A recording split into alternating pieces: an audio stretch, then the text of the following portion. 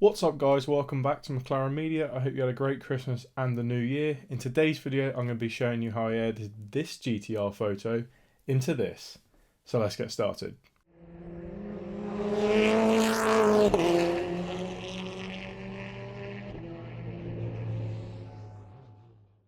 So as the title suggests, this is an Adobe Lightroom tutorial. So first of all, let's open up Adobe Lightroom. The first thing I do with any photo is I come over here to the edit panel and scroll right down to the bottom where you'll find optics. If it isn't a clicky menu, just make sure you click that little arrow there and it'll expand. Now what I like to do is remove the chromatic aberration and also enable the lens correction. Make sure that the lens is similar or the one that you are using on your camera. For example, mine was shot on a Sigma 18-35mm at f1.8. Now you scroll right back up to the top of the edit panel. We can begin editing the photo. All of these things on the right here, a lot of people will go straight into using. But I like to use some of Adobe's more sophisticated abilities. So what I do on this far right panel here, I come down to this little weird circular masky icon and click on that. Adobe can use some pretty nifty software programming to separate the subject from the background. So if I click on subject, what Adobe will do is look for that subject, and obviously being a colourful car, it's going to find it pretty easily, I hope. And there we go. If we hover over the subject, and basically Adobe has highlighted the entire subject there, a little bit down there, but it's done really well at finding that because it's a colourful car. Now what this allows you to do is just edit your subject. So this is where I'll start doing my nifty editing. So first of all, I'm just going to do some basic exposure changes, change a bit of the contrast potentially, sort of maybe enhance a bit of the highlights by bringing them down. This sort of, you can see that the tail lights are more exposed, then you can sort of see the red in them. Just bring the shadows up just a bit on the bottom there. A little bit of the white I'll sort of increase, and a bit of the black I'll maybe sort of make a bit blacker because the GT-R actually has this lovely trim around the bottom. Now come down to the saturation panel. Now being a colourful car, orange, this lovely orange colour, I like to just pull a bit more of the saturation into that, just a tiny, just a smidge, not too much, otherwise you risk oversaturating the car and it looks a bit insipid. So just a tiny bit in the saturation panel there. And then we'll come down to the effects panel where I'll add in a little bit more texture to the vehicle.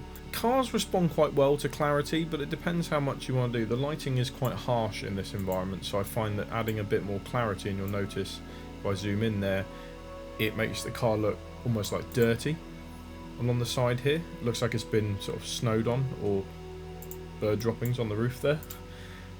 So the clarity I don't like to add too much in. Dehaze, don't really play around with dehaze too much. I mean, it's alright, maybe add a tiny bit in, and then the grain we don't really touch. Now here we come to sharpening. Now if you add too much sharpness in, you may find that the beading from that water gets a bit too grainy, so you don't add like stupid amounts of sharpness. And the same goes with noise reduction.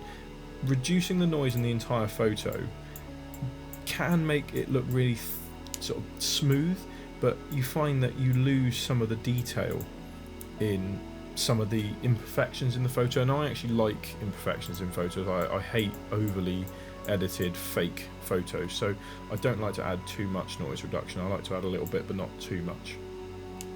Okay guys, and that's pretty much the car now done, and you'll notice that it does look really good compared to, say, before. So we're pretty much done with the edit on the vehicle, and if you press the backslash key, you can see the difference we've already made. And you can see that the colour and the highlights are starting to pop quite nicely on the GT-R. So now we're going to ignore this edit column again and go back into the masking area. We'll already see my car masking there. Now if you click again on the plus icon, this big blue plus with the white plus in the middle, and then we now click on background, what this is going to do is select the area around the vehicle. Now here's where you can have a bit of fun, because you can really now make your subject pop. So what I like to start by doing is pulling the highlights down, or the exposure, and you can already see just how much that makes the car pop in this photo. Just increase the contrast just a little bit, and then pull a lot of the highlights out of it as well, just to darken the background area. I still like to keep the shadows quite high because you want to make it look too fake. That's the key to a good photograph, I find, is not making it look too fake. You know, keep the blacks and the whites sort of fairly similar. It's a nighttime photography, so the blacks can sort of be black if you want them to be. And now we come down to have a bit of fun. So the car is orange, so you can already make it pop from the background, but I like to actually now start to pull the saturation completely out of the background. And already that car, if you go on the backslash key again, you can see just how much emphasis we're now putting on the vehicle in this photo. If we continue scrolling down to the texture clarity panels, this is where I like to have a bit of fun by almost faking depth of field. So I pull a lot of the texture out of the back, not like oval at the top, but you know, enough, and also increase the clarity, makes it look quite fake. But the thing is, the eye is then drawn to the subject, so the area around the photo, okay, yeah, it looks fake, but it's, you know, it looks quite cool. But then increase the sharpness a little bit. Now again, with the backslash key, you can really see the difference we're making in this photo now. It looks really quite cool. Very Instagrammy worthy, I find. Now, once we've done this, we can basically go back to the main edit panel, which is these three sliders up on the top here. We now have the photo at a stage where I like to call this like edit sort of 90% done. So the rest is now just cleaning up and sort of sorting some stuff out. Now, if we come down here to the curve tool and we make 2 points, you just want to sort of have a play around with maybe bringing some of the shadows down, bringing some of those highlights up. And you can see that we've basically increased that shadow area, made it quite dark, increased the light area, made it quite light. Now, if we come down to the saturation panel, this is where I think we can have a bit of fun with making this car really pop. So, as long as your adjustment layer is on saturation, we can increase the orange of the vehicle. Just have a play around and see where the light wants to go. So obviously there's a lot of yellow in the background, so I want to sort of pull not all of it out, but enough of it out. And I'm going to assume there's some red. Yeah, so there's some red in those taillights, so we can really make them pop. Come there. And we definitely know there's some blue in this photo, so you can pull the blue back. And when we've sucked the saturation out of the background layer, it allows us to pull that blue back and keep those grey industrial looking walls in the background really grey, and I think that's what makes the image look really nice. We know that cars photograph really well in industrial environments, so this already is a great place for this car to be sat. The purples and the pinks I find aren't always that present, so I don't really want to play around with them too much. And then if we just come down to the effects panel, we just want to add a tiny bit more clarity and texture into the overall photograph. And that, guys, is pretty much that photo now edited. You can just see how much nicer that car pops from the background. It looks really good. I'm really happy with how that's come out. One final thing I like to do is play around with the masking. So we'll go back to this circle here, which allows you to have the masking. If you click that circle again, the blue circle with the white X and or the white cross, sorry, plus whatever you want to call it, we now have, you'll notice that there are other things in here. So something I like to play around with is linear gradient, and this is what we can do. We can adjust the lighting in a photo coming from different directions, basically. So with the linear gradient, if we drag from the bottom up,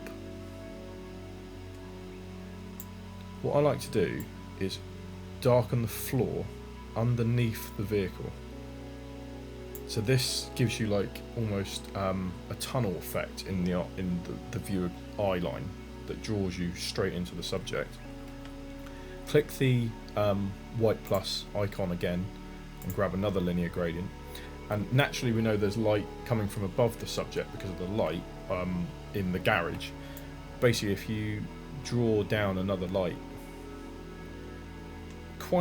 this one could be probably quite a big one over the car, and just increase that light exposure and keep the highlights up, but maybe drop the shadow down a tiny bit, or you could possibly increase it, adds a bit of thing, and just play around with like the clarity of that light. So like already you can see that by doing that we're increasing the way that light is forming over the car at the top, but we could also drop that texture a little bit.